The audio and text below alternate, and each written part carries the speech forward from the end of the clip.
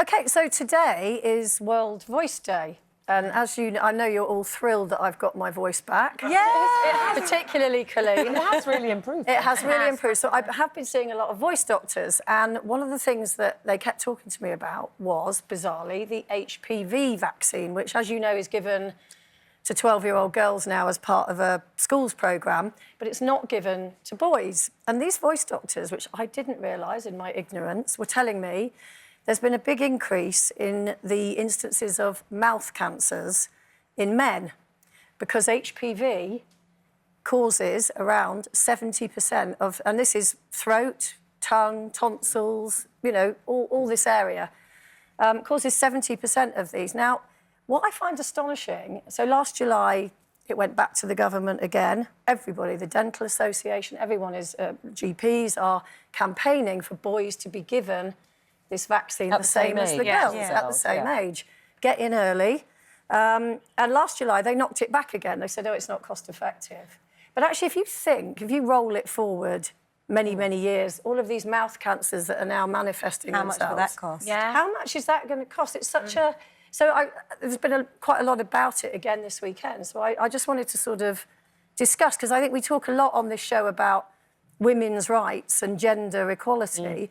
But this is something that, for me, is gender inequality. Because it's like, we'll defend girls against cervical cancer, but we're not going to pay to defend boys. And also, it says another study says that it increases the risk of prostate cancer by 40%. So you're saying down the line again. Like now, they might not think it's not cost effective, but it will be if you're, if you can prevent absolutely. those men getting really prostate. Passionately about this and HPV in general. I spoke about this on the show before, that I contracted HPV, and you know, when we talk about these subjects, we do predominantly think of women, but like you said, it affects men as well. And lots of men are carrying HPV without even knowing, because it's not something you can easily... I don't even think you can diagnose it, actually. It's a virus. There's no symptoms. So, And there's 80% of us, at some point in our life, will have the HPV virus, or there's 150 of them, by the way, which makes it also...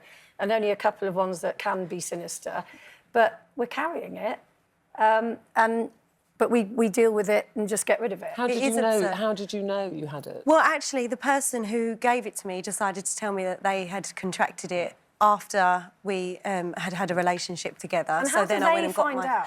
Well, that person found out because a lot of the people he had relationships with had then gone back to him saying, I've got this virus and I believe I've contracted it from you, because I didn't have it before.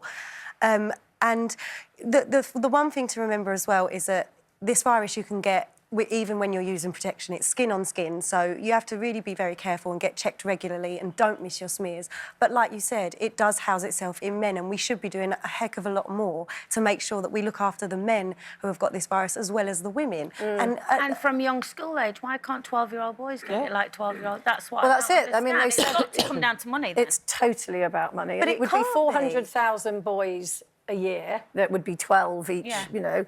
And then you get in early before they're sexually active, and job done. How can it be about money, though, when we know it's going to cost a heck of a lot more to treat these illnesses when they get to the stage they get to than it will to vaccinate? Because everything in the health service is a lottery, isn't it? It's like they haven't got money for this, they haven't got money for that, so they have to constantly sort of weigh up what... But I mean, I agree. I just think it's a complete... And a guy from the British Dental Association, because they identify a lot of mouth cancers, and he said it's indefensible.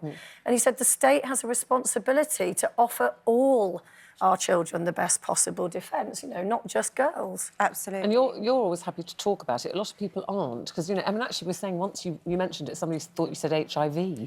People are very uneducated. There's lots of and don't know misconceptions as well, and it's important not to scare people and say, you know, once you've got HPV, that's it. Because like Jane said, there's lots of different strains and only a couple of them can be fatal, But also, I get nervous. I did get nervous about talking about it in the beginning because I felt almost a bit dirty, like that if I was to talk about something that I contracted sexually, it makes me somebody who might sleep around or, you know, irresponsible. But actually, I was taking all the precautions. And the other thing to say very quickly to girls, get your cervical smear tests when you're 25. Don't be embarrassed. Get it done. Absolutely, absolutely.